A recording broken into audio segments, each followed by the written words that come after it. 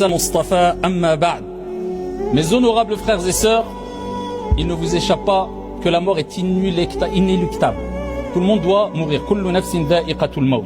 Mais ce qui nous intéresse lors de ce sermon, c'est de savoir qu'est-ce qui va se passer après la mort. Bien sûr, on ne va pas rentrer dans les détails, mais on va parler d'une étape cruciale qui quelquefois on a tendance à l'oublier, à la mettre de côté tout au long de notre vie, dans notre relation avec les créatures et avec le Créateur. Pourquoi je dis ça, vous allez le voir.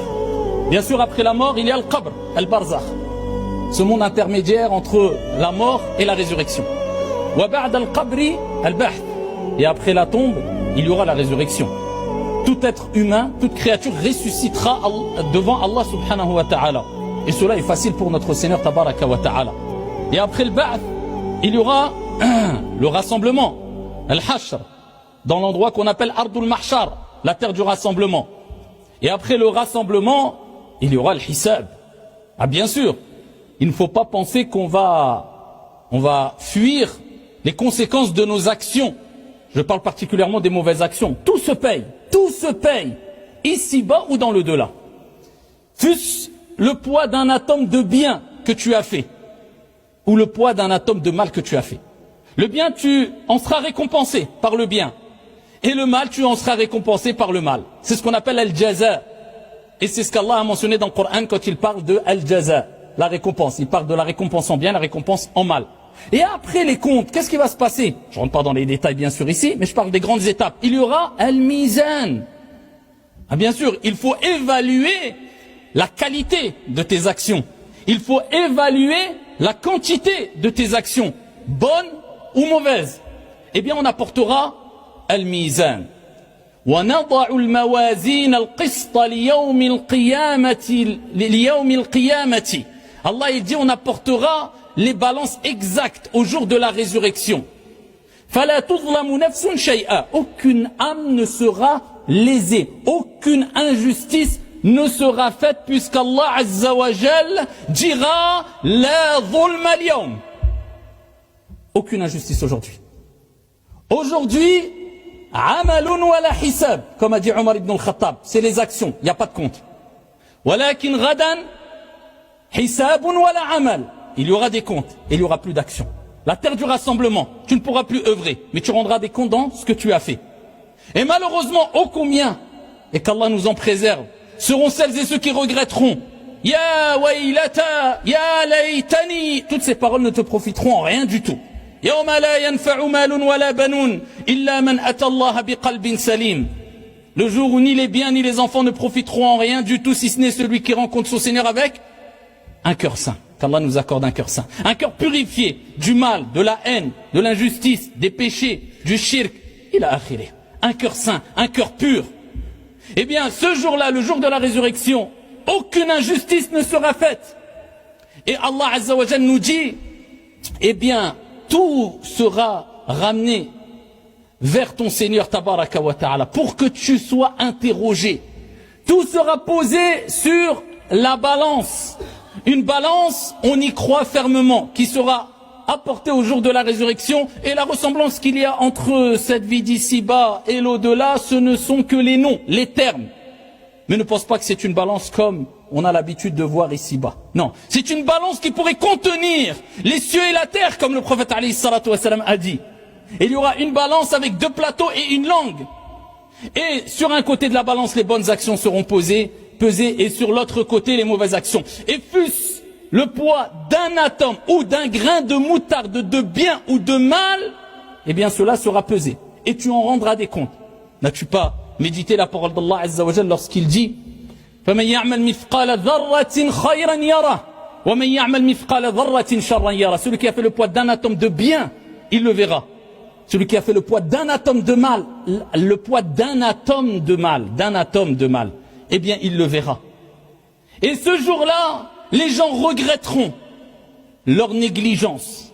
Pourquoi j'ai pas fait plus de bien? Les gens regretteront le fait d'avoir minimisé les mauvaises actions. Pourquoi j'ai pas délaissé cette mauvaise action? Les gens seront en quête d'une hasanat. Et ils chercheront les gens qui pourront les aider. Bien sûr, leur père, leur mère, leurs frères, leurs sœurs, leurs enfants. Aide-moi. assiste-moi, une hasanat. Mais le jour est trop terrible. Les gens diront tous nafsi, nafsi, pourquoi pas, alors que même les prophètes et les envoyés diront nafsi, nafsi, nafsi. Et Allah Azza wa Jal nous décrit brièvement la situation lorsqu'il dit yawma yafirru al-mar'u min akhihi wa ummihi wa abihi wa sahibatihi wa bani. Le jour où le frère fuira de son frère, de ses parents, son père, sa mère, son conjoint, sa conjointe, ses enfants, c'est nafsi, nafsi, nafsi, moi. 50 000 ans le jour de la résurrection. Et là, je parle que d'une étape. Al-Mizan, après avoir rendu des comptes, après avoir été interrogé, non, là, on pèse les bonnes actions. Et là, on se rend compte que nos paroles ont un poids. Nos actions ont un poids. Notre comportement a un poids. Mets une balance devant ta langue avant de parler. Mets une balance devant tes doigts avant de taper, d'écrire. Mets une balance entre tes deux yeux avant de regarder. Mets une balance sur le côté de tes oreilles avant d'écouter. Tout ce que tu vas dire, voir, entendre, faire ont un poids auprès d'Allah Azza wa Jal, puisque tout cela sera pesé. Et tous les hadiths nous rappellent que, comme on va le voir bi'idhnillah Azza wa Jal de façon très brève, wa billahi tawfiq, que les actions seront pesées, les feuillets seront pesés, mais aussi les êtres. Toi, tu seras pesé. Allah Azza wa Jal va te montrer afin que tu vois de tes propres yeux la parfaite équité et justice d'Allah. Allah subhanahu wa ta'ala, il aurait pu nous donner le résultat directement. Mais non, il veut que ça soit un jugement détaillé pour que tu vois les conséquences du bien et du mal que tu as fait, pour te rappeler une fois de plus qu'Allah Azza wa Jal, alaysa Allahu bi ahkamil hakimin bala. N'est-il pas lui, Allah subhanahu wa ta'ala, le plus sage des juges? Il va te rappeler, voilà pourquoi j'ai interdit l'injustice. Et Allah lui-même s'est interdit l'injustice. Et le prophète nous a dit,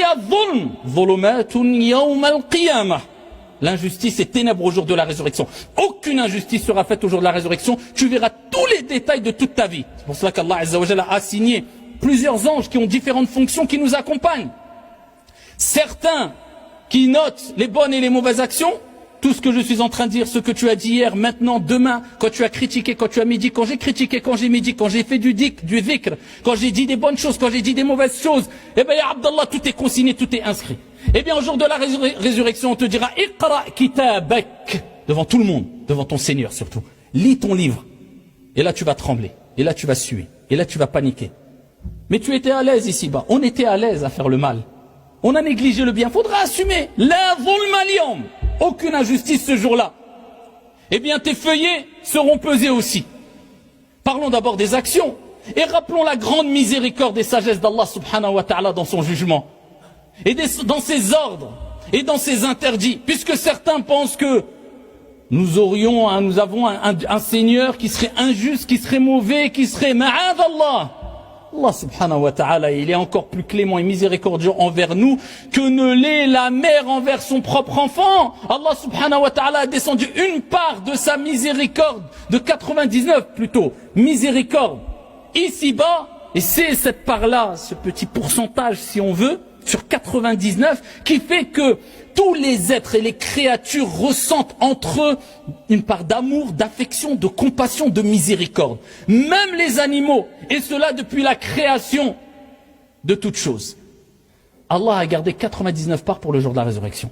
Allah n'est-il pas miséricordieux? Rapporté par At-Tirmidhi dans un long hadith, le prophète alayhi salatu wassalam, il nous dit on apportera une personne de la communauté au jour de la résurrection.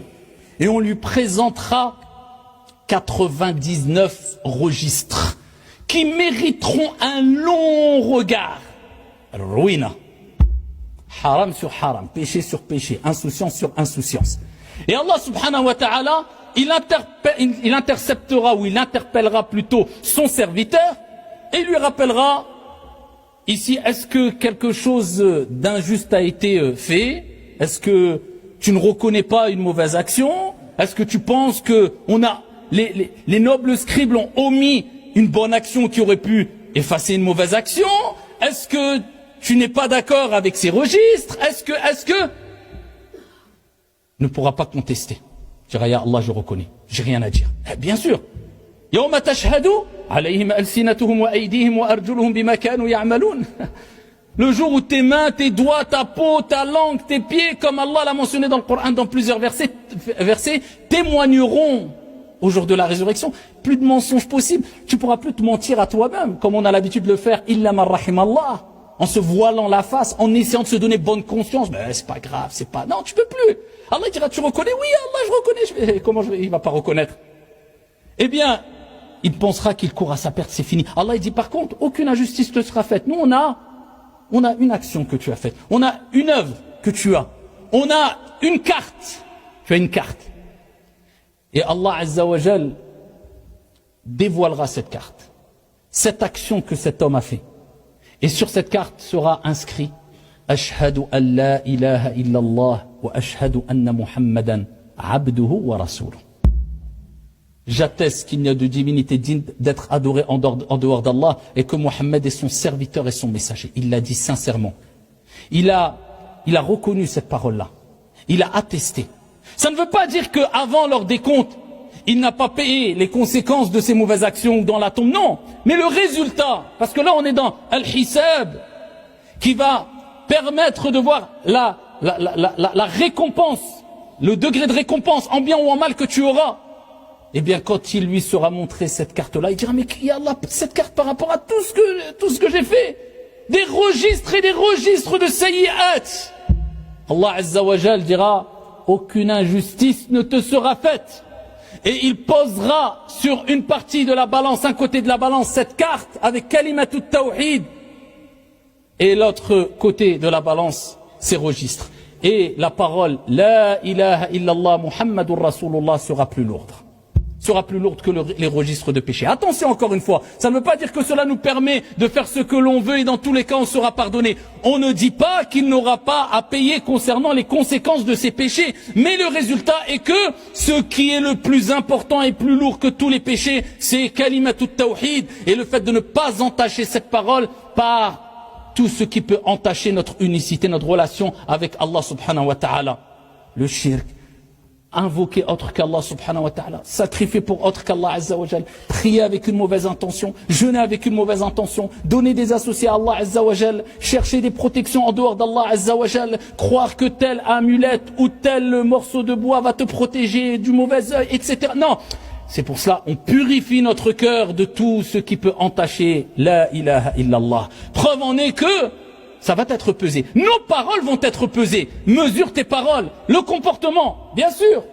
Ton comportement va être pesé. Le prophète alayhi salatu wa salam n'a-t-il pas dit dans le hadith rapporté par At-Tirmidhi, Ma min shay'in athqalu fil mizan min husn al-khuluq. Il n'y aura rien de plus lourd dans la balance au jour de la résurrection que quoi? Husn al-khuluq Allah. Rien. Ceux qui négligent, oh c'est bon, vous parlez toujours du comportement. Et tu le vois.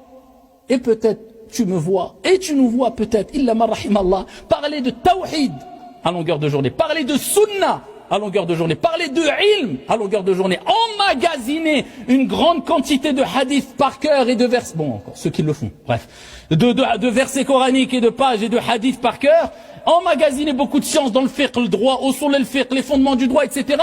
Lakin, quand les bouquins sont fermés, et quand il est face à la réalité, confronté aux créatures d'Allah subhanahu wa ta'ala, où il doit prouver son bon comportement, peu importe les personnes en face de lui, croyants ou non, animaux ou humains, tu ne vois que très peu de bon comportement et de bonne moralité, et très peu de beau et de bon caractère.